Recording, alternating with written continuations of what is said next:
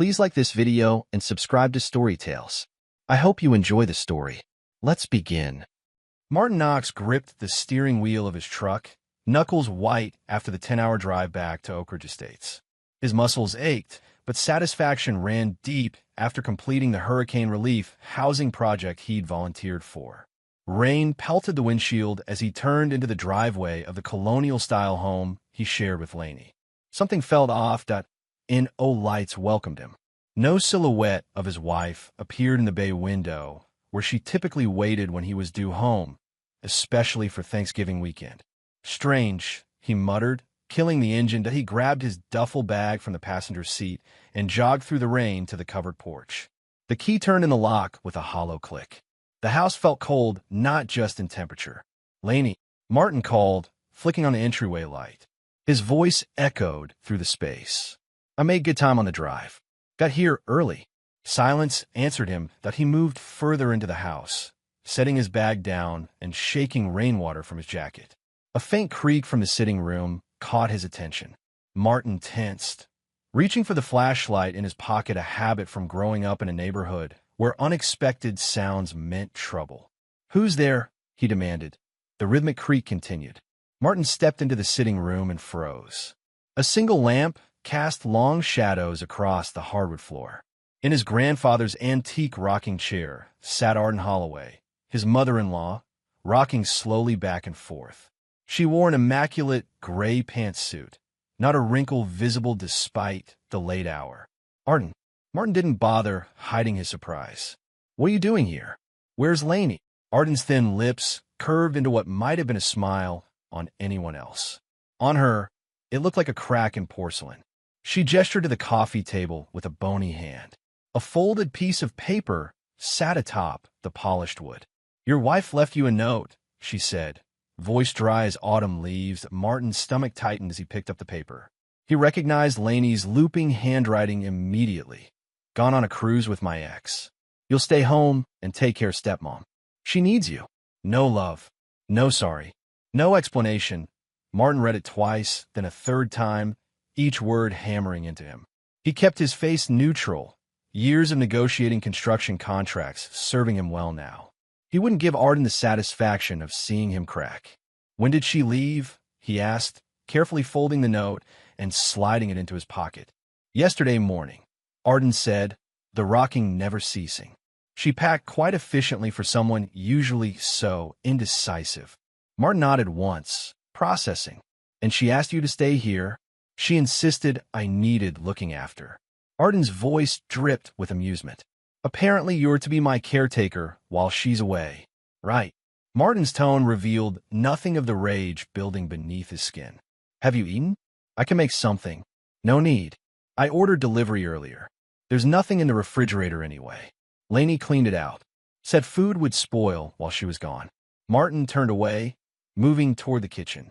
"I'll check what we have." The refrigerator stood nearly empty when he yanked it open, a half-empty bottle of white wine, condiments, and a single apple. Martin gripped the refrigerator door hard enough that his fingers left marks on the stainless steel. His jaw clenched so tight it ached. MYX. Not even his name. Like I'm supposed to know which one. But he did know. Clint Merrow, the smooth-talking bastard who had kept popping up at neighborhood gatherings over the past 6 months. Always with that shit-eating grin when he shook Martin's hand. Martin closed the refrigerator with controlled gentleness. He wouldn't slam it. He wouldn't punch the wall. He'd learned control early, growing up with a drunk for a father. Emotions were weakness. Action was strength. From the sitting room, Arden's rocking chair continued its rhythmic creak, like a clock counting down to something. Morning light filtered through the kitchen blinds as Martin made coffee with the supplies he'd picked up last night from the 24-hour market. He hadn't spent the night reviewing bank statements and emails on his laptop while sitting at the kitchen counter. The glow of the screen had been the only light in the darkness as he pieced together the past few months of his life, looking for signs he'd missed. "You're an early riser." Arden stood in the doorway, already dressed in another expensive outfit, this one navy blue with gold buttons that probably cost more than most people's weekly salary. She looked like she'd been awake for hours, not a hair out of place. "Always have been," Martin replied, pouring coffee into 2 mugs. Cream? Sugar? Black? Arden smirked, one eyebrow raised. Shall we begin? Martin handed her a mug. Begin what? The unpleasant conversation you've been avoiding. Arden took the coffee and settled at the kitchen island. The one where I tell you they've been planning this for months, and you tell me how you're going to fix it. Martin leaned against the counter, watching her over the rim of his mug. Planning what exactly? Don't play dumb, Martin. It doesn't suit a man of your limited background but undeniable intelligence. Arden took a careful sip. My stepdaughter and her paramour. Their little escape. You knew. Of course I knew. Lainey tells me everything, eventually. Usually when she needs something. Arden's eyes, sharp as flint, studied him. What I didn't know was how far they'd gone with your money. Martin kept his expression neutral. And how far is that? That's what you'll need to figure out. Arden smiled like a cat with feathers on its whiskers. Though I suspect you spent the night doing exactly that. Martin set his mug down. Why are you really here, Arden? You hate this house. You've called it quaint too many times for me to believe you suddenly want to spend Thanksgiving here. Perhaps I wanted a front row seat. Arden traced the rim of her mug with one perfectly manicured finger. To see how a man like you handles betrayal. A man like me, self-made, determined, the type who builds something from nothing. Her smile thinned. The type who burns it all down rather than let someone else have it. Martin didn't respond immediately. He refilled his coffee instead, taking his time. You're right about one thing. I don't like playing dumb. He pulled his phone from his pocket, opened his banking app, and slid it across the counter to her. Arden glanced down, and for the first time, her composure slipped. That's $250,000 transferred 3 days ago. Martin finished for her. Wire transfer to an offshore account. Lainey's signature on the authorization, but not mine. He took the phone back. That's forgery. She's your wife. That doesn't give her the right to steal from me. Arden recovered quickly, straightening her already perfect posture. What are you going to do about it? Call the police on your wife? Create a scandal? I'm going to play along, Martin said, his voice level. For now, play along with what? Your game. Whatever it is. Martin drained his coffee and set the mug in the sink with a soft clink. I'm going to shower and head out. Got some business to take care of. Business on Thanksgiving Day? Everything's closed. Not everything. Martin moved toward the doorway, then paused. Make yourself at home, Arden. We're family, after all. The word family twisted in his mouth like barbed wire. Upstairs, Martin entered the master bedroom and surveyed the damage in daylight. Lainey's closet stood half empty, the expensive clothes he'd bought her still hanging, while the designer items she'd insisted on purchasing herself were gone. The lingerie drawer cleared out. The jewelry box missing the tennis bracelet he'd given her for their anniversary, but the engagement ring he'd saved 3 years to buy remained, tossed carelessly on the dresser like a trinket from a gumball machine. In the bathroom, her cosmetics were cleared out in patches. Expensive night creams gone, drugstore items left behind. The pattern was clear. Take the valuable, leave the replaceable.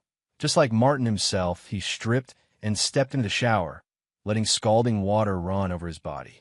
Under the spray, he allowed himself exactly 30 seconds of visible reaction. His face contorted in rage, fists clenched so tight that his nails cut into his palms. His body shook with the force of his controlled breath. 30 seconds. Then nothing. Water streamed down his expressionless face as he methodically washed away the evidence of his momentary weakness. By the time he stepped out and wiped steam from the mirror, the mask was firmly back in place. He had work to do. Martin spent the day downtown, meeting with his lawyer and his financial advisor. Both expressed concern about the timing. Thanksgiving Day wasn't ideal for emergency consultations, but Martin had built enough goodwill over the years that neither refused him. By late afternoon, he'd initiated the process to freeze joint accounts and flag suspicious transactions. Not enough to cause immediate problems, but groundwork for what would come next. Night had fallen by the time he returned. The house glowed with light, and the smell of roasting turkey greeted him at the door. Martin paused on the threshold, momentarily disoriented by the holiday atmosphere. Don't stand there gawking, Arden called from the kitchen. I've made dinner. Martin followed her voice to find the kitchen transformed. A small turkey sat cooling on the counter, alongside mashed potatoes, green bean casserole, and cranberry sauce. Two place settings waited at the dining table, complete with cloth napkins and wine glasses. "You cooked." Martin couldn't hide his surprise. "I ordered," Arden corrected, removing an apron that looked suspiciously like it had never been used before. "From that catering company downtown. They do emergency holiday meals for people like us, victims of poor planning or," her lips quirked, "unexpected abandonment. Thoughtful of you. Survival instinct." Arden gestured to the table. "Sit. I've opened a bottle of Cabernet from your collection. Quite nice, actually. I'm surprised Lainey didn't take it. Too heavy to pack, probably." Martin sat, watching as Arden brought the food to the table with unexpected competence. "Probably thought she could buy better with your money," Arden agreed, filling his wine glass generously before her own. They ate in silence for several minutes. The food was good professional, but tasteless in Martin's mouth. He washed each bite down with wine, aware that Arden kept refilling his glass while barely touching her own. "You're trying to get me drunk," he observed after his third glass. "Is it working?" Arden's eyes glittered in the candlelight. "Not really. Pity. Men tend to be more malleable after a few drinks." Martin set down his fork. "What do you want, Arden?" "Direct. I've always appreciated that about you." She took a small sip of wine. "I want what's mine." "Which is?" "This house, for starters." Arden waved a hand at their surroundings. "Lainey's inheritance from her father. My husband paid for the down payment. She may have run off, but I still have rights." Martin almost laughed. "The down payment was 20%. I've paid the mortgage for 5 years. Your claim wouldn't hold up in court." "Perhaps not. But scandals are so messy, aren't they? A respected businessman whose wife runs off with another man, taking his money. People talk. Let them." Arden's expression hardened. "You're not understanding me, Martin. I'm offering you a deal. I don't make deals with people who try to manipulate me." Martin pushed his plate away. "Tell me the truth. Where are they really?" Arden stared at him for a long moment, then reached for the wine bottle and poured herself a generous glass. She drained half of it in one swallow. "There is no cruise," she admitted, voice slightly slurred for the first time. "That was a convenient fiction. They flew to the Cayman Islands. Clint has connections there. Banking connections." The confirmation hit Martin like a physical blow, but he kept his expression neutral. "And the money? What do you think?" "They're setting up accounts, moving assets, preparing for a new life together." Arden laughed, a bitter sound. "My stepdaughter has always had expensive taste and poor judgment. But this time, she's gone too far even for me." "You don't approve of Clint?" "Please." Arden's disgust seemed genuine. "The man is a parasite, but he's a useful parasite to her at the moment." "And to you?" Martin asked quietly. Arden's eyes narrowed. "What does that mean?" "I'm not blind, Arden. I've seen how you look at him at family gatherings. How you always manage to be in the same conversation circle. How you touch his arm when you laugh at his jokes." Color flooded Arden's cheeks. "You're imagining things." "Am I?" Martin leaned forward. "Or is there more to this story than a runaway wife and her lover?" Arden's hand trembled slightly as she set down her wine glass. "You should accept what's happened and move on, Martin. File for divorce. Split the assets. Get on with your life. Is that what you expected me to do? Accept it and move on? It would be the sensible thing." Martin stood, gathering their plates. "I've never been accused of being sensible, Arden. Not when it comes to disloyalty." "What does that mean?" A flicker of uncertainty crossed her face. "It means I'm going to clean up these dishes, and then I'm going to bed. It's been a long day." Martin's voice was pleasant, conversational. Nothing in his tone betrayed the ice forming in his veins. "You should get some rest, too. You look tired, Martin." "Good night, Arden."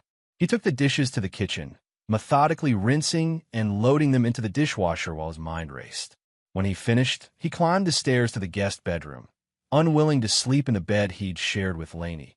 Sleep eluded Martin. Around midnight, he gave up trying and returned to the master bedroom. The house was silent. Arden had retreated to the guest suite on the other side of the second floor. Martin stood in the center of the bedroom, looking at the space he'd shared with his wife for 5 years. Every inch of it felt contaminated now. From the California king bed they'd chosen together to the reading nook by the window where Laney claimed to read, but really just scrolled through social media. His gaze landed on their wedding photo on the dresser. He crossed the room and picked it up, studying Laney's face. She looked genuinely happy that day, her smile radiant as she gazed up at him. Had it all been an act? Had she ever loved him at all? The frame felt unnaturally heavy in his hands. He turned it over, remembering what lay hidden on the back.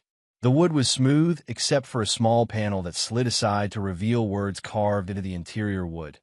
To my rock, my safety, my forever. I choose you every day. Martin had found it accidentally a week after their wedding, when he was hanging the photo. Laney had blushed when he discovered it, claiming it was too mushy to say out loud. But she wanted him to know. Now the words mocked him. With deliberate calm, Martin gripped the frame in both hands and brought it down hard against the edge of the dresser. The glass shattered, shards spilling across the hardwood floor. He pried the backing away, separating the photo from the frame, and tore the picture in half, then quarters, then smaller still, until Laney's smiling face was confetti. He kept the wooden frame with its hidden message. Evidence of a lie. Martin moved to the closet and pulled out a metal lockbox from the back shelf. Inside were the items he considered essential. His mother's wedding ring, the only thing of value she'd owned, the deed to his first house, his grandfather's pocket watch, and an old flip phone that couldn't be traced to him. He added the broken frame to the box. Removing the flip phone, he powered it on and dialed a number from memory. It rang 4 times before a gruff voice answered. "Do you know what time it is?" "Yeah." "Sorry, Wyatt." A pause, then Martin. "What's wrong?" "I need your help." Martin's voice remained steady. "Can you meet me tomorrow?" "Not my place." "The usual spot." "Yeah, noon." "I'll be there." No questions, no hesitation. This was why Wyatt Langston had been Martin's friend for 20 years. "You okay?" "No, but I will be." Martin ended the call and returned the phone to the lockbox. He spent the next hour cleaning up the broken glass, methodically picking up every shard and sliver. When the floor was spotless, he gathered the torn photo pieces and carried them downstairs to the fireplace in the study. The kindling caught quickly. Martin watched as the fragments of his wedding photo curled and blackened, his face impassive in the flickering light. He felt nothing but cold purpose as the last piece turned to ASH.I in the glow of the dying embers. Martin made his vow. No mercy, no forgiveness, only justice, his kind of justice. The people who betrayed him would pay. Not quickly, not in anger, but slowly and deliberately. They wanted his money, his stability, his dignity. They'd learn what it meant to take from a man who'd fought for every scrap he had. Martin Knox would burn their world to the ground and walk away without looking back. The diner sat on the outskirts of town, a chrome and neon relic from the 50s that served the best hash browns in 3 counties. Martin arrived early, claiming their usual booth in the back corner with sight lines to both exits. Old habits. Wyatt Langston pushed through the door at exactly noon, his military punctuality unchanged despite years of civilian life.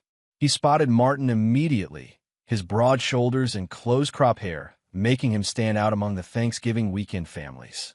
Several patrons, the type who thought tattoos indicated character, avoided eye contact as Wyatt passed. "You look like hell," Wyatt said by way of greeting, sliding into the booth across from Martin. "Feel worse," Martin replied, pushing a mug of black coffee toward his friend. Wyatt studied Martin's face. They'd met in 10th grade, when Martin had transferred schools after his mother's death. Wyatt, already 6 feet tall and built like a linebacker, had found Martin behind the gym, systematically dismantling 3 seniors who decided the new kid needed initiation. Wyatt hadn't stepped in. He'd just watched, then offered Martin a bandage for his split knuckles afterward. They'd been friends ever since. "What happened?" Wyatt asked after the waitress had taken their orders and moved out of earshot. Martin laid it out in precise, unemotional terms. Laney's departure, the money, Arden's presence, the Cayman Islands. When he finished, Wyatt's face had darkened to a dangerous shade. "Tell me who and where, and it's handled," Wyatt said, voice deadly quiet. "Not yet." Martin leaned forward. "I want them to suffer." "What's the play?" First, I need you to run background on Clint Marrow. Martin slid a napkin across the table with details written in his neat block handwriting. Full workup. I know he's been in trouble before. Find the paper trail. What about Lainey? I've got her covered. I need eyes in the Caymans, though. Wyatt nodded. I've got a buddy from the Marines who works security for a resort down there. He owes me. Good. Martin sipped his coffee. I also need to know what Arden's hiding. She's in this deeper than she's letting on. How long have you got before they realize you're onto them? Couple of days, maybe. Arden's watching me, but she thinks I'm in shock, playing along until I figure out what to do. Martin's lips curved in a cold smile. She thinks I'll be reasonable. File for divorce. Split assets. Wyatt snorted. She doesn't know you very well. Nobody does. Except you. Their food arrived: steak and eggs for Wyatt. Nothing for Martin. He hadn't had an appetite since finding Lainey's note. Wyatt dug in with the efficiency of a man who'd learned to eat when food was available, regardless of hunger. You're going to need legal help, Wyatt said between bites. My sister's firm has a shark who handles high-asset divorces. Very discreet. Set it up, Martin agreed. I also need information on Caribbean banking laws. Planning a trip? Maybe.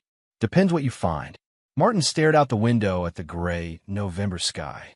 I built everything I have from nothing, Wyatt. Lived in my car for 6 months after Mom died. Worked 2 jobs through college. Never took a handout. I know, brother. Wyatt's voice softened slightly, the only person Martin allowed to see past his walls. They think they can take it. Walk away with my life's work. Martin turned back, his eyes cold. I want to just get my money back. I'm going to take everything they have. Everything they care about. Wyatt nodded slowly. I'm with you. All the way. It could get ugly. Usually does. Wyatt finished his steak and pushed the plate aside. What about your job? Told them I'm taking personal leave. Family emergency. Smart. Keep it vague. Wyatt pulled out his wallet and dropped cash on the table for the meal. I'll make some calls today. Have preliminary info by tomorrow. Martin stood, extending his hand. Wyatt ignored it and pulled him into a brief, hard embrace instead. We'll fix this, Wyatt promised. Just like senior year. Senior year. When Martin's alcoholic father had returned, demanding money, threatening violence. Martin and Wyatt had ensured he never came back, never spoke of it afterward, but it hung between them the knowledge that they were capable of whatever needed to be done. One more thing, Martin said as they walked to the parking lot. Check out Raina Fallon, Arden's biological daughter. Apparently, they're estranged. You thinking ally, I'm thinking leverage. Wyatt nodded, unlocking his truck. I'll be in touch. Martin watched him drive away, then sat in his own vehicle for several minutes, staring at nothing. The cold fury that had sustained him since yesterday was solidifying into something harder, more focused. A plan was forming, piece by piece, that he pulled out his phone, his regular one, and saw 3 missed calls from an international number. Lainey, most likely, checking to see if he discovered the theft yet. Trying to gauge his reaction. He deleted the notifications without listening to the messages. Let her wonder. Let her worry. The silence would tell her more than any words could. Martin returned home to find Arden in the kitchen, talking intently on her phone. She startled when she saw him, quickly ending the call with a terse, "I'll handle it." Problem? Martin asked, setting down grocery bags on the counter. Nothing important. Arden smoothed her already perfect hair. Just some business with my financial advisor. On Thanksgiving weekend? Dedicated service. I pay well for convenience. Arden eyed the grocery bags. Planning to stay a while. It's my house. Martin began unpacking the bags. I thought I'd make dinner. Real dinner, not catered. How domestic. Martin ignored the jab, methodically storing the groceries. You're welcome to join me. Or not. Your choice. What were you doing today? Arden's tone aimed for casual interest, but missed. Errands. Thinking. Martin turned to face her. I've decided you're right. Wariness crept into Arden's expression. About. Moving on. Filing for divorce. Being sensible. He shrugged. Why fight it? If Lainey wants out, she can have out. Relief flickered across Arden's face before she controlled it. That's very mature of you, Martin. Life's too short for revenge. He smiled, the expression not reaching his eyes. I've already called my bank to arrange the paperwork. Should be all set by Monday. What paperwork? The wariness returned. Removing Laney from our joint accounts. Standard procedure for divorce. Martin turned back to the groceries. They'll need her signature, of course, but that can come later through the lawyers. Arden's phone chimed with a text. She glanced down, and Martin watched her complexion pale. Problem? He asked again. No. Arden's voice was tight. If you'll excuse me, I need to make another call. She left the kitchen, already dialing. Martin waited until she was upstairs before pulling out his own phone and texting Wyatt. First move made. How fast can your bank contact work? The response came seconds later. Already done. Cards frozen by end of day. Accounts flagged by Monday morning. Martin smiled, a real one this time, though it held no warmth. He'd called his bank that morning, explaining that he suspected fraud on his accounts.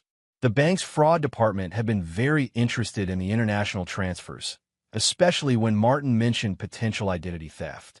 By the time he'd finished his conversation with the fraud investigator, a hold had been placed on all joint credit cards pending verification. Laney would discover her cards declined within hours if she tried to use them. The real crunch would come Monday when the bank froze the accounts that had received the stolen funds. Martin had no intention of pressing charges, not yet, just creating panic. His phone rang, the same international number from before. This time, Martin answered. Hello. He kept his voice neutral, as if he had no idea who was calling. Martin. Laney's voice, tight with controlled anger. We need to talk. Laney, this is a surprise. He leaned against the counter. I thought you were on a cruise. A pause. Who told you that? Your note. The one you left with your mother. Stepmom. Laney corrected automatically. Look, I can explain everything. I'm sure you can. You're very good at explanations. My card was just declined at the hotel. What did you do? Martin kept his tone conversational. I reported potential fraud on our accounts. Someone made a large, unauthorized transfer. The bank thought it best to freeze everything until they can investigate. You know damn well I made that transfer. Laney hissed. Did you? That's strange, since it required my signature, which I certainly didn't provide. Another pause, longer this time. Martin, please. Don't make this difficult. Difficult? Martin's voice remained calm. I'm just following proper procedures for fraud protection. Any husband would do the same.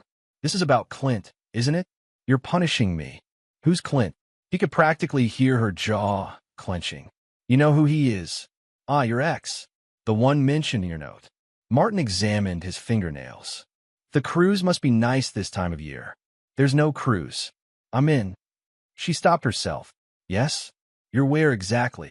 It doesn't matter. What matters is you're being vindictive and childish. Says the woman who stole $250,000 and ran off with another man. Martin's voice hardened for the first time, leaving only a note and her stepmother behind. I was going to call you. When? After the money cleared? After you'd set up your new life with my savings?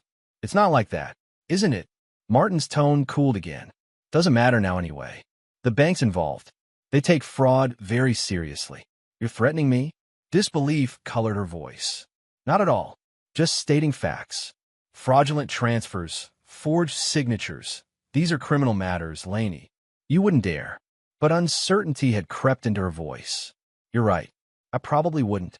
Martin smiled into the phone. Not if things were handled reasonably. What does that mean? It means I'll expect the money returned to my account by Monday. All of it. Then we can discuss divorce terms like adults. Martin, that's my offer.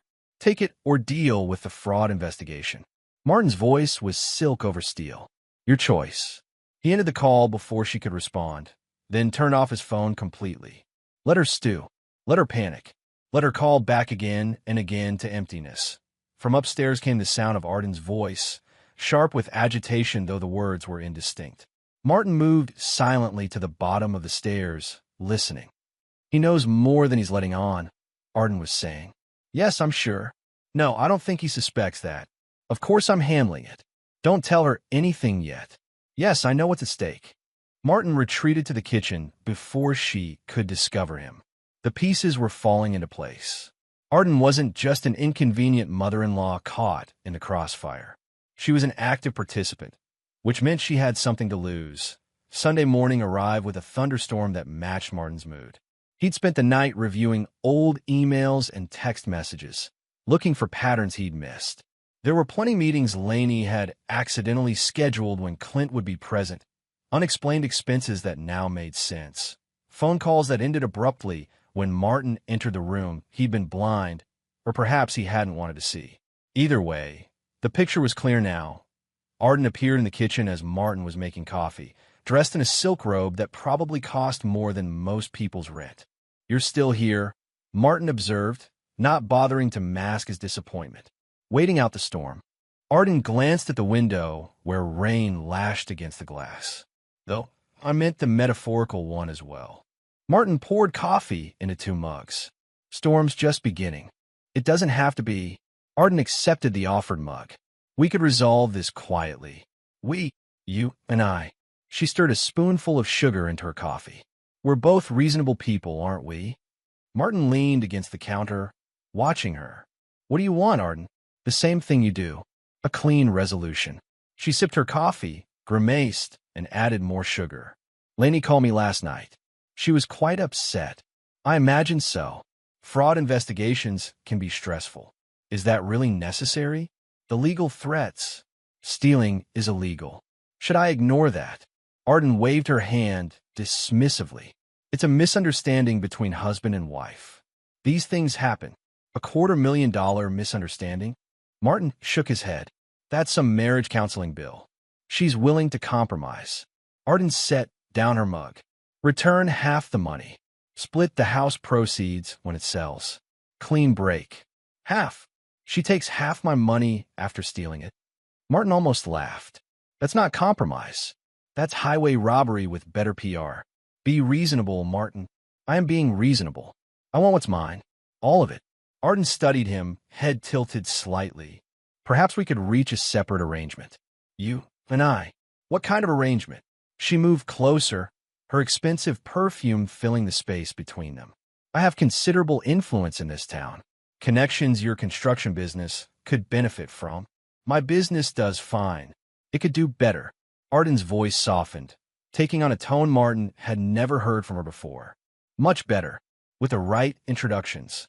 She placed a hand on his arm, fingers lightly tracing his bicep through his shirt. "I've always admired your work ethic, Martin. Your determination. So different from the men in my social circle." Martin looked down at her hand, then back to her face. "Are you hitting on me, Arden?" She didn't flinch. "I'm suggesting a mutually beneficial arrangement. You keep the house. I help grow your business. We both get what we want. And what do you get? Beyond the satisfaction of helping family." Her smile was practiced, seductive. "Let's just say I enjoy the company of a man who knows the value of hard work." Martin didn't move away. Instead, he lowered his voice to match hers. "And what about Laney's money? The theft? Water under the bridge? She keeps what she has. You keep what you have. Everyone moves on. That's simple. That's simple." Arden's hand moved to his chest. "We could discuss details over dinner. I know a discreet place." Martin caught her wrist, gently but firmly removing her hand. "Let me get this straight. You're suggesting I forget that your stepdaughter stole from me, accept half losses on money that's rightfully mine, and sleep with you as some sort of consolation prize." Color rose in Arden's cheeks. "I wouldn't have put it so crudely." "How would you put it?" "A fresh start. For both of us." Martin released her wrist and stepped back. "I don't need a fresh start, Arden. And I don't make deals with people who think I can be manipulated with sex and empty promises." Arden's expression hardened. "You're making a mistake. Wouldn't be my first." Martin picked up his coffee. "But at least it's mine to make. You think you know what's happening, but you don't." Arden's voice turned cold. "You have no idea what Laney is capable of when she doesn't get her way." "Actually, I'm getting a pretty clear picture." Martin headed for the door. "I'm going out. Don't wait up. This isn't over, Martin." He paused in the doorway. "No, it's not. But it will be soon." Martin grabbed his keys and jacket, stepping out into the pouring rain without looking back. Once in his truck, he pulled out his phone and dialed Wyatt. "I need that information on Raina Fallon now," he said without preamble. "And bring your recording equipment when you come." Arden Holloway had just shown her hand. Now it was time to play his. The address Wyatt had provided led Martin to a converted warehouse on the industrial side of town.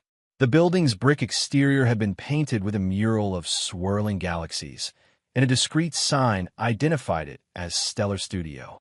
Through the large windows, Martin could see photography equipment and backdrops that a bell jingled as he pushed open the door.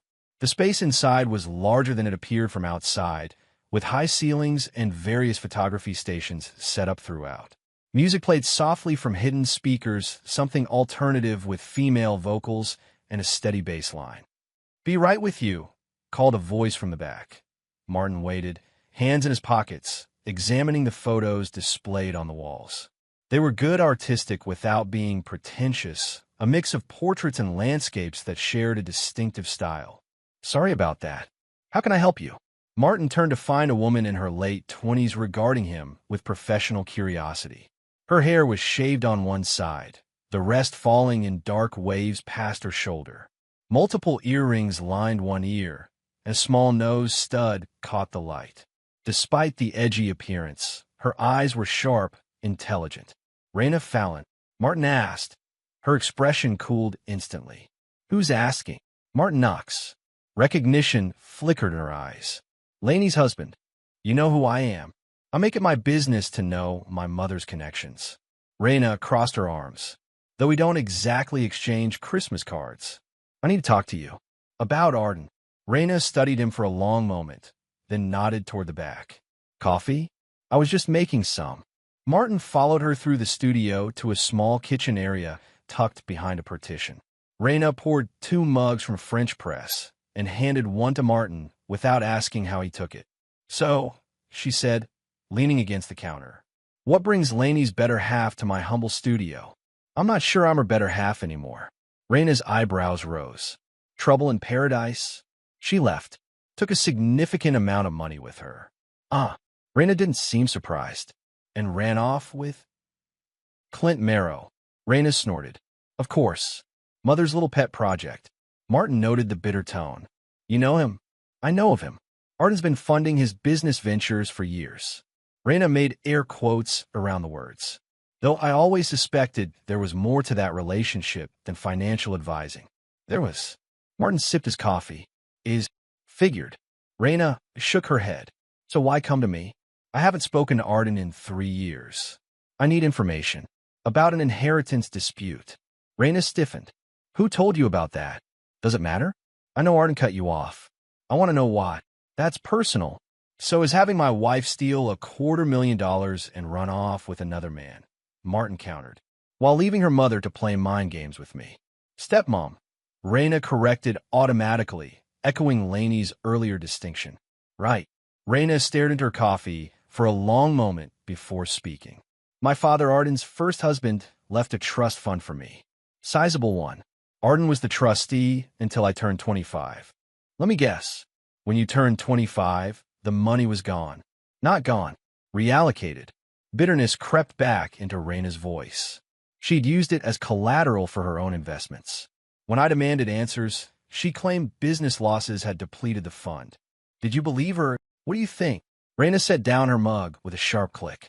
"I threatened legal action. She threatened to destroy my reputation and business. We reached an impasse. You backed down." "I bided my time." Raina fixed him with a hard stare. "Why are you really here, Martin? What do you want from me?" Martin held her gaze. "An ally. Against Arden." Raina laughed, the sound sharp-edged. "Get in line." "I'm not in line. I'm at the front." Something in his tone made Raina study him more carefully. "You're planning something. I'm executing something. Arden, Laney, and Clint took what was mine. I intend to return the favor." "How?" "Thoroughly." Martin finished his coffee. "I have resources. Information. What I don't have is insider knowledge of Arden's weaknesses. And you think I'll just hand that over because we're both on Arden's shit list?" "No. I think you'll help because you want justice as much as I do." Martin placed his mug in the sink. "And because I can help you get your trust fund back." Raina's eyes narrowed. "How?" "I have recordings. Arden trying to seduce me in exchange for helping hide Laney's theft." Martin pulled out his phone, queued up the recording Wyatt had helped him make that morning, and played it that Arden's voice filled the kitchen. "I've always admired your work ethic, Martin.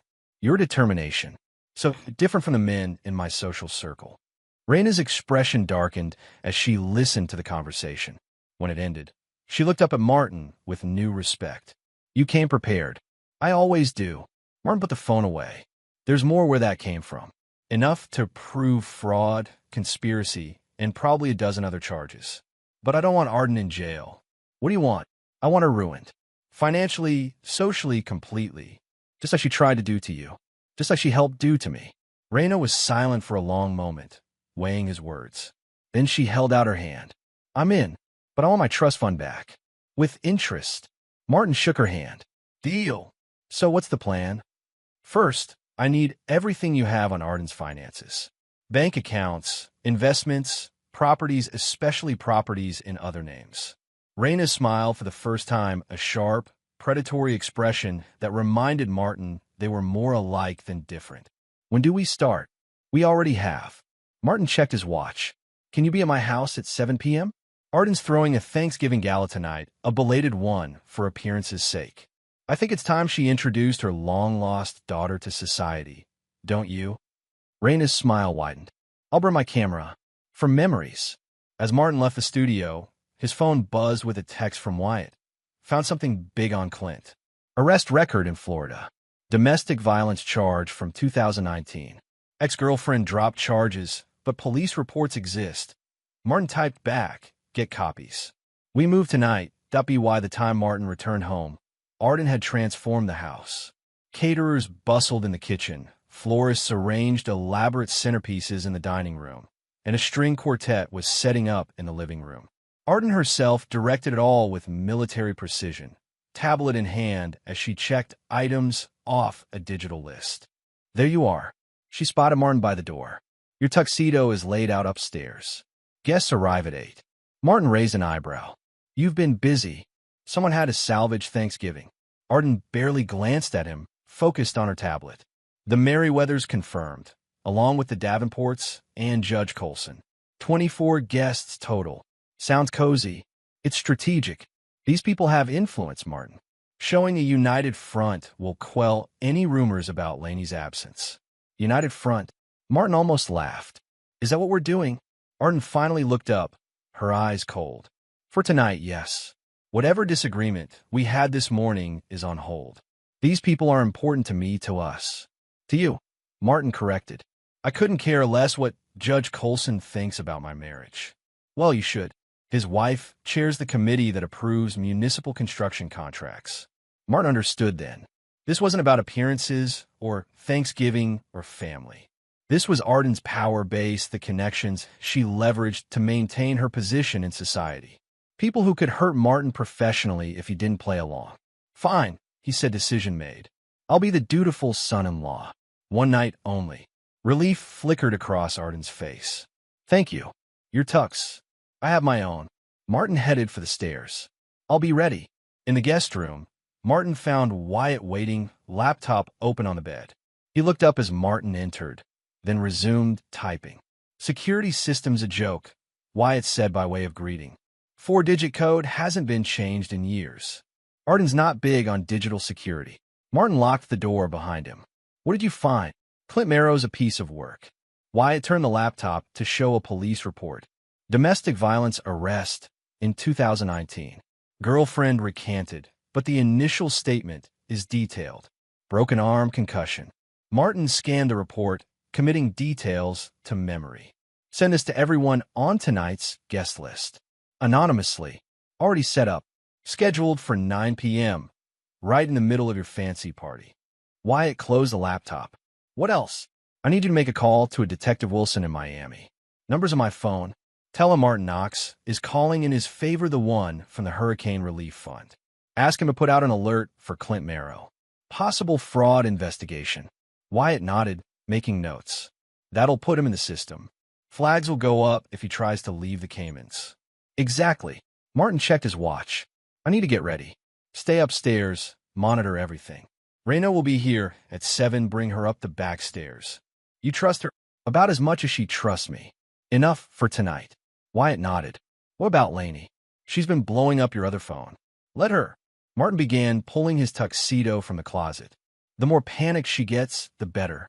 By 7:30, Martin stood in the foyer, adjusting his cufflinks as Arden fussed with last-minute details. He'd chosen his best tuxedo, the one that emphasized his broad shoulders and athletic build. Next to Arden in her designer gown, they looked like the perfect power couple, exactly the image she wanted to project. At T7:45, the doorbell rang. Arden frowned. That's too early.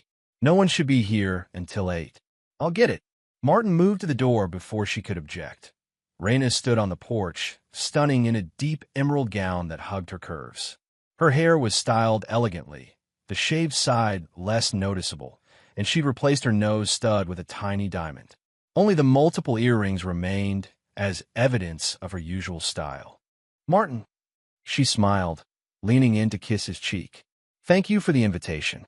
Before Martin could respond, Arden appeared behind him, her face a mask of shock. Raina, what are you doing here? Mother. Raina's smile turned glacial. Surprised to see me? This is a private event. Arden hissed, composure slipping. Is it? Martin invited me. Raina stepped past Martin into the foyer, looking around with exaggerated appreciation. Lovely decorations. So predictable. Martin closed the door, enjoying Arden's momentary loss of control. I thought it was time I met the rest of the family. We should talk about this, Arden said through clenched teeth. In private. No need. Raina handed her wrap to Martin. I'm sure your guests will be arriving soon. We wouldn't want to make a scene, would we? Arden's expression promised retribution, but the doorbell rang again before she could respond. She smoothed her features into a society smile and turned to greet the first official guests. The next hour passed in a blur of introductions and small talk. Martin played his role perfectly charming, attentive, the successful businessman who'd overcome humble beginnings. When asked about Lainey, he smoothly explained she was visiting family on the West Coast, a story Arden had clearly prepared. Raina worked the room independently, reconnecting with people she'd known before her estrangement from Arden. Martin noticed the curious glances, the whispered conversations when both women were in view. Exactly as planned, at the T8:55, Martin excused himself and slipped upstairs to check on Wyatt. Everything set? He asked, closing the bedroom door. Wyatt nodded, fingers flying over the keyboard. Email blast ready. 5 minutes. Also got a text from my contact in the Caymans. Your wife and lover boy tried to make a withdrawal from one of the new accounts. Denied. Perfect timing. Martin checked his watch. As soon as the emails go out, make the call to Detective Wilson. Already did.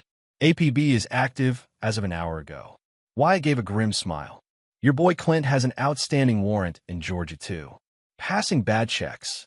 Make sure that information finds its way to the Cayman authorities. On it. Martin rejoined the party just as Arden was preparing to make a toast. She stood at the head of the dining table, champagne glass raised, looking every inch the society matron. Friends, thank you for joining us for this belated Thanksgiving celebration. Though my stepdaughter couldn't be with us. The synchronized chime of multiple phones interrupted her. Around the room, guests pulled out devices, expressions of confusion turning to shock as they read the incoming emails. Judge Colson was the first to react, his face reddening as he looked from his phone to Arden. Is this true? Clint Marrow has a domestic violence record. Arden faltered, champagne glass wavering. I don't know what you're talking about. This police report. Mrs. Davenport held up her phone. It says Clint Marrow broke his girlfriend's arm in 2019. The same Clint Marrow who's been managing your investments. All eyes turned to Arden, whose complexion had gone ashen. There must be some mistake. No mistake. Martin stepped forward, his voice carrying across the suddenly silent room. The same Clint Marrow who's currently in the Cayman Islands with my wife, attempting to set up accounts with stolen funds. Gasps rippled through the crowd. Arden's glass slipped from her fingers, shattering on the hardwood floor. Martin, she hissed. What are you doing? Telling the truth. He turned to address the stunned guests. My wife Lainey forged my signature to transfer $250,000 to offshore accounts. She and Clint Marrow, Arden's business associate, and apparently more planned this for months. That's absurd. Arden sputtered. How dare you? I have the bank records. Martin's voice remained calm, reasonable. and recordings of conversations confirming the conspiracy. From across the room, Raina moved to stand beside Martin. It's true.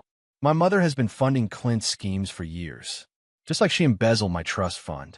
The room erupted in murmurs. Arden looked wildly from face to face, finding no allies. This is slander. I'll sue you both. Please do.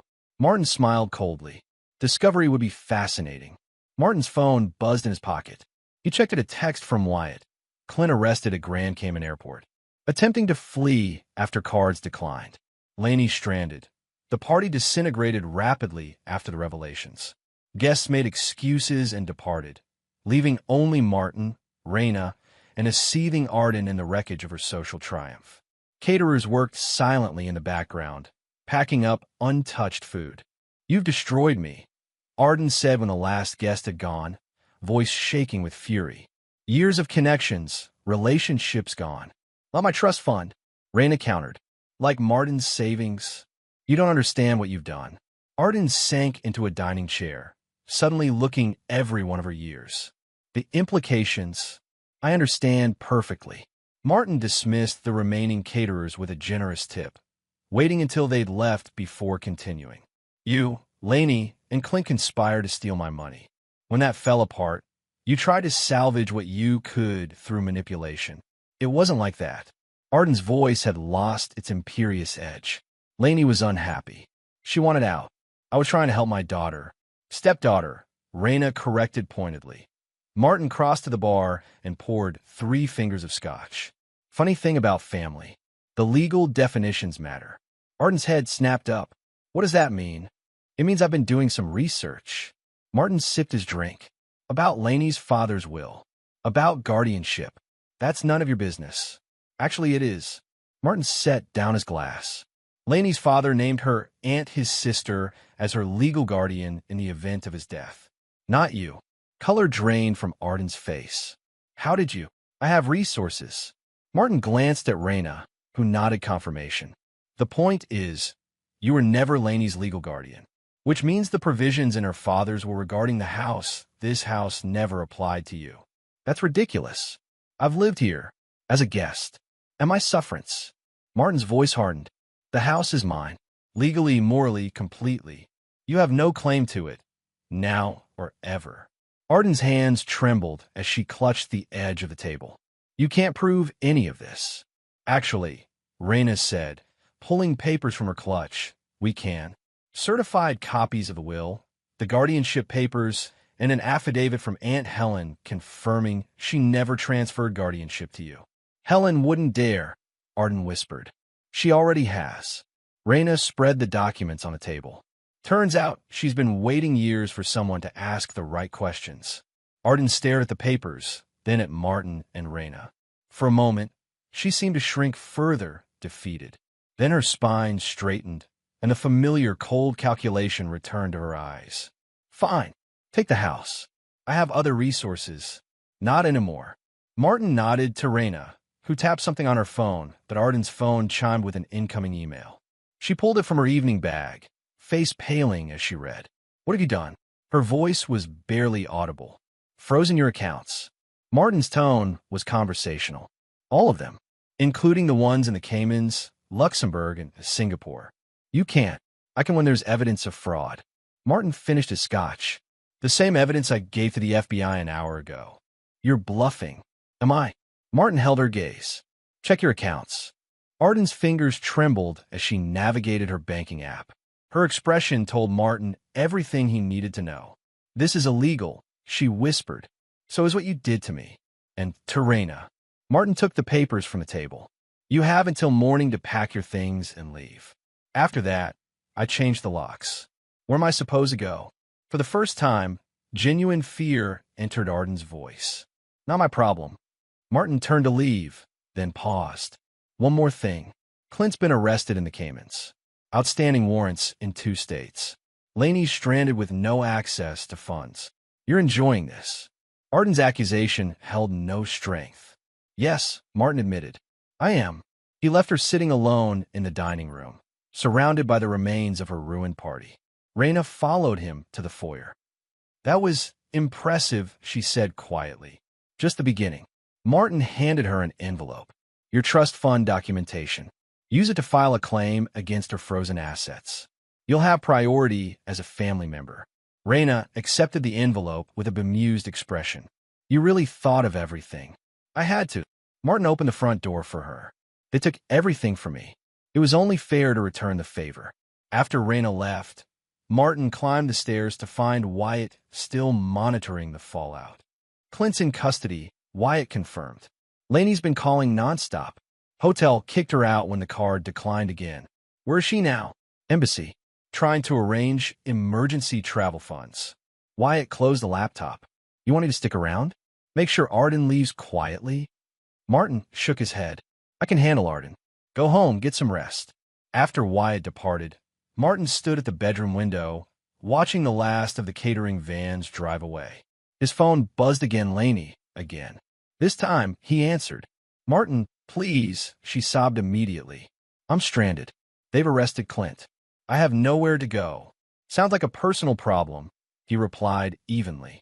Don't be cruel. I made a mistake. A mistake is forgetting an anniversary, Laney. What you did was a calculated betrayal.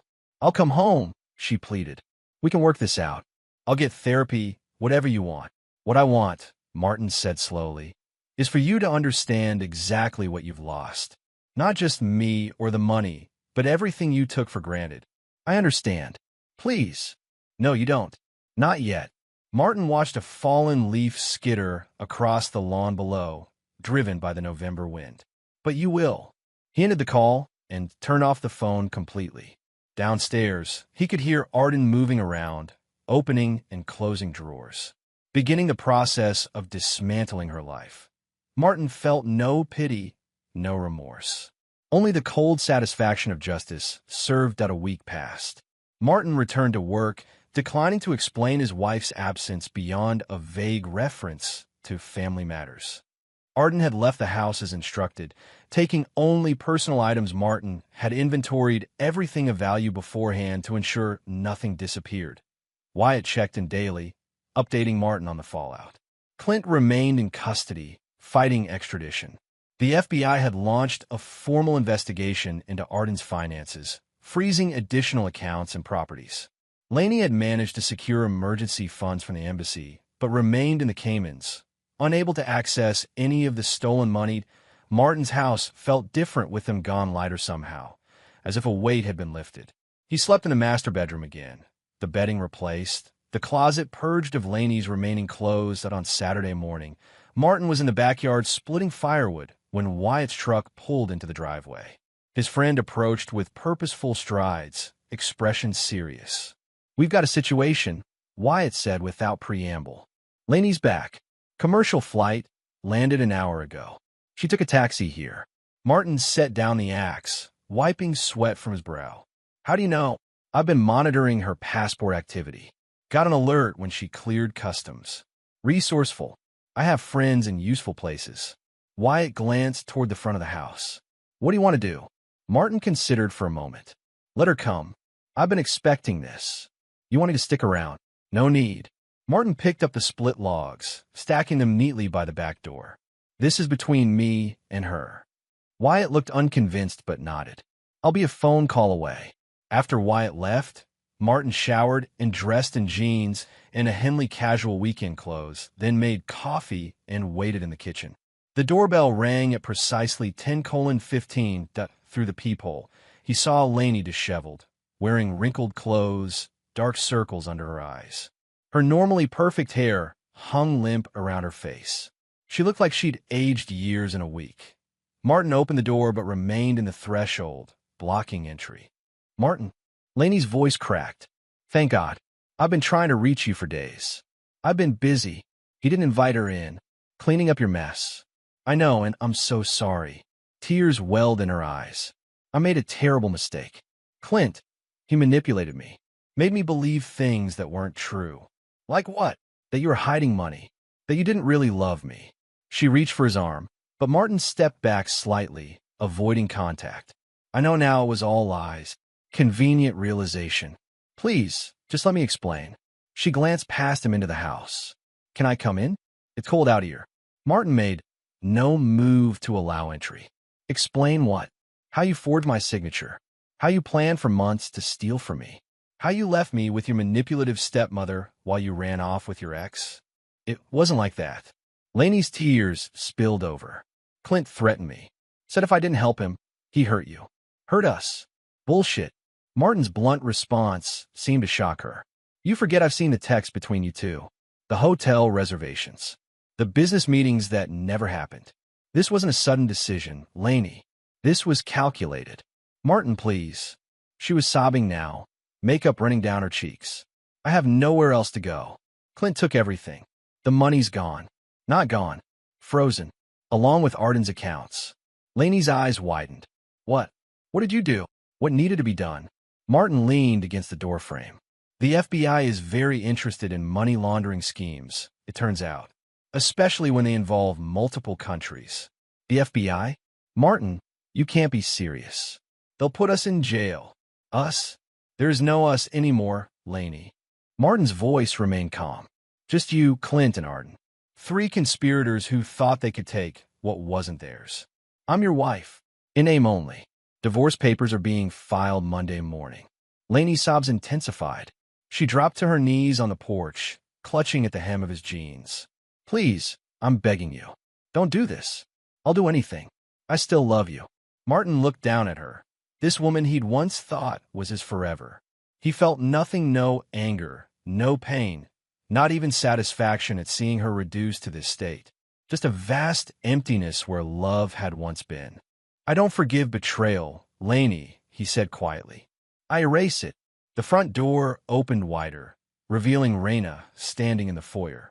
She'd been helping Martin catalog evidence for the FBI investigation all morning, sorting through financial records in the home office. Everything okay out here? She asked, though her tone suggested she knew exactly what was happening. That Laney's head snapped up, shock replacing desperation. What is she doing here? Working. Unlike some people. Raina crossed her arms, expression coolly neutral. You look terrible. This is my house. Laney spat, scrambling to her feet. You have no right. Actually, it's Martin's house, Raina corrected. Always has been. Your stepmother had no legal claim to it, which means neither do you. That's not true. My father's will named your Aunt Helen as your guardian, not Arden. Martin straightened. Another lie in a house built on them. Laney looked from Martin to Raina, realization dawning. You've been working together? For how long? Long enough. Martin stepped back. Goodbye, Laney. You can't just throw me out. Her voice rose, panic setting in. I have rights. Take it up with your lawyer. Martin began closing the door. I suggest finding one who specializes in fraud defense. Martin, please. I have nowhere to go. Should have thought of that before you left. Raina moved to stand beside Martin. Actions have consequences. As the door swung shut, Laney lunged forward, trying to force her way in. Raina blocked her with surprising strength, pushing her back onto the porch. Don't, Raina warned, voice hard. You've done enough damage. The door closed with finality, Laney's sobs muffled by the heavy wood. Martin engaged the deadbolt, then turned to find Raina watching him. You okay? She asked, genuine concern in her voice. Yeah. And surprisingly, he was. Let's get back to work. Through the window, they watched as Laney eventually gave up, dragging her suitcase down the driveway to wait at the curb, presumably for another taxi. The November wind whipped around her, scattering dead leaves at her feet. Martin turned away without a second glance. 2 days later, Martin sat in his lawyer's office, reviewing the divorce filing. The terms were non-negotiable. Laney would receive nothing beyond personal items that could be proven to be gifts or inheritance. His lawyer, a sharp-eyed woman in her 50s with a reputation for ruthlessness, had approved the strategy, especially given the evidence of fraud. Once the FBI investigation concludes, we'll have even more leverage, she explained, tapping the thick folder of documentation. Impressive work gathering all this. I'm thorough, Martin replied, signing where indicated. Clearly, she gathered the papers. I'll file these today. Given the circumstances, we should be able to expedite the process. Martin's phone buzzed as he left the lawyer's office. An unlisted number. Hello, Martin. Arden's voice, tense and brittle. "We need to meet. I have nothing to say to you. You want to hear this? Trust me." The desperation in her tone was new. "Please. One meeting." Martin considered hanging up, but curiosity won out. "Where and when?" "The Riverview Hotel. Lobby bar. 1 hour. I'll give you 15 minutes. Not a second more." The Riverview Hotel stood on the outskirts of town, a once grand establishment, now faded into genteel decline. Martin arrived precisely on time to find Arden already seated in a corner booth, nursing what looked like a gin and tonic. She'd lost weight in the week since he'd seen her, her designer outfit hanging slightly loose on her frame. "Thank you for coming," she said as he slid into the seat across from her. Martin said nothing, simply waited. "I've been served with papers," Arden continued, voice low. "Federal investigation. Asset seizure. The works. Unfortunate. This has gone too far, Martin." She leaned forward, eyes intense. "We need to end this before everyone gets hurt. Everyone already is hurt. I'm not talking about feelings." Arden glanced around, then lowered her voice further. "I know things, Martin, about your past. Things that could ruin you if they came to light." Martin raised an eyebrow. "Is this a blackmail attempt?" "Because your timing could use work." "Not blackmail. A mutual ceasefire." Arden straightened. "I know about the incident with your father. Senior year." For the first time, Martin felt a flicker of unease. No one knew about that except Wyatt. His father's disappearance had been written off as another drunk abandoning his family. "I don't know what you're talking about. Don't insult my intelligence." Arden's confidence was returning. "I've had you investigated thoroughly. I know he threatened your mother before she died. I know he came back years later, demanding money. I know he was never seen again after confronting you and Wyatt." Martin kept his expression neutral. "Sounds like speculation. Maybe. But speculation becomes investigation very quickly when someone points the FBI in the right direction." Arden tapped her fingernails against her glass. "I'm offering you a deal. Call off the dogs. Let me keep what assets remain unfrozen. I'll sign whatever disclaimers you want regarding the house. In return, your secrets stay buried." Martin studied her for a long moment, then smiled slightly. "You know, I almost respect this. You've lost everything, and you're still fighting. Self-preservation is a powerful motivator. So is justice." Martin leaned back. "Go ahead, Arden. Tell your stories. Point fingers. Make accusations." Her eyes narrowed. "You're not taking this seriously." "Oh, I am. Very seriously." Martin's voice hardened. "But you've miscalculated again." "How so?" "I survived worse than your lies." Martin stood, towering over her. "I crawled out of poverty, built a life when everyone said I couldn't, and succeeded despite people like you looking down on me every step of the way. This isn't about class warfare, Martin. No, it's about consequences." He placed both hands on the table, leaning down to meet her eyes. "You helped steal from me. You tried to manipulate me. Now you're threatening me. 3 strikes, Arden. What does that mean?" "It means I'm done playing nice." Martin straightened. "Enjoy the rest of your drink. It might be the last one you have as a free woman for quite some time." As Martin walked away, his phone buzzed with a text from Wyatt. "Done. Press will have Arden's financial records by morning. Anonymous source." Martin smiled grimly as he exited the hotel. He hadn't been bluffing. Wyatt had been waiting for his signal. By tomorrow, every newspaper in the state would have evidence of Arden's financial crimes, not Martin's imagined ones. Her last weapon had just been turned against her. 3 months passed. Winter gave way to early spring, buds forming on the trees lining Martin's driveway. The house had transformed in that time. Laney's decorative touches replaced with simpler, more functional items. The formal dining room was now a home office. The sitting room, once showcasing Arden-approved furniture no one ever used, had become a comfortable space with well-worn leather chairs and bookshelves. Martin stood at the kitchen island, reviewing blueprints for a veterans housing project, his company's newest venture. The divorce had been finalized in record time, the judge unsympathetic to Laney's claims given the evidence of fraud. Clint had been extradited to face charges in Georgia and Florida, turning on Laney and Arden in exchange for a plea deal. Arden herself had fled the country one step ahead of federal agents, reportedly hiding in a non-extradition country. The stolen money had been recovered, most of it, anyway. Enough that Martin felt satisfied. The front door opened, and Raina's voice called out, "Delivery." She appeared in the kitchen doorway, carrying bags of groceries. Wyatt followed behind with more bags, the two of them bickering good-naturedly about the best route to the store. "Traffic on Main Street is always a nightmare on Saturdays," Raina was saying. "I told you to take the Parkway." "The Parkway adds 3 miles, Wyatt countered, setting his bags on the counter. "Inefficient, but faster overall. Quality over quantity." Raina began unpacking groceries with the familiarity of someone at home. "Martin, tell this stubborn man I'm right." Martin smiled, rolling up the blueprints. "I'm staying out of this one." "Coward," Raina teased, but her eyes were warm. Over the past months, their unlikely alliance had evolved into something more, not romance, but a kind of family. Raina had moved into the guest house behind the main property after her apartment lease ended, claiming it was temporary, though she'd since decorated the space thoroughly.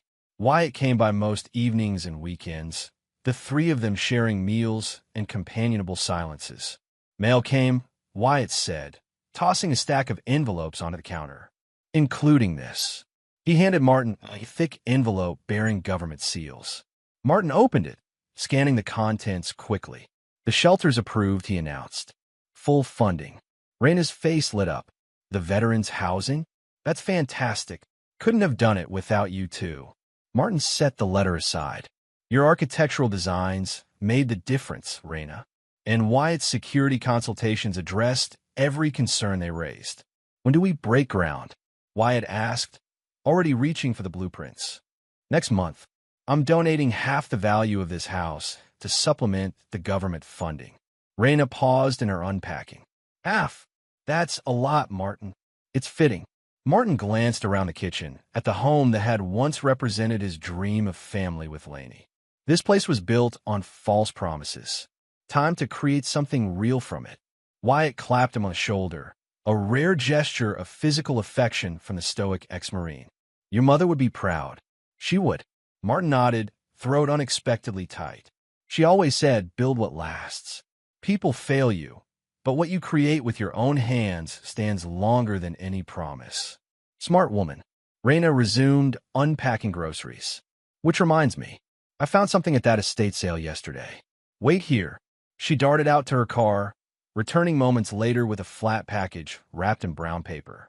"I saw this and thought of you," she said, handing it to Martin. He unwrapped it to find a hand-carved wooden sign, the kind meant to hang beside a front door. It read simply, "Family chosen, not given." "It's perfect," Martin said quietly. Later that evening, the three of them sat on the back deck, watching the sunset paint the sky in shades of orange and pink. A comfortable silence settled between them, broken only by the occasional comment or shared observation that Martin's phone buzzed. A text from an international number. His lawyer had traced it to a small island nation in the South Pacific. Lainey, trying again. He deleted it without reading the message, just as he had the dozen before it. Some things didn't deserve second chances. Some betrayals cut too deep for forgiveness. "You okay?" Raina asked, noticing his expression. "Fine." Martin pocketed the phone, just taking out the trash. Wyatt raised his beer in silent understanding. Raina nudged Martin's shoulder with her own, a gesture that had become familiar over the months, part support, part affection as twilight deepened into darkness. Martin thought about the journey that had brought him here. From the abandoned son, determined to succeed despite everyone's expectations, to the betrayed husband who'd lost everything, to this moment sitting with two people who'd proven more loyal than blood. His mother had been right. People failed you, but what you built lasted. Sometimes what you built was a home. Sometimes it was justice. And sometimes, if you were lucky, it was family chosen, tested, and true. The burnt remnants of his old life had given way to something new, something better. From the ashes of November had come the promise of spring. Martin Knox watched the first stars appear in the darkening sky and smiled a real smile, reaching his eyes for the first time in months. The war was over. He had won. But more importantly, he had rebuilt.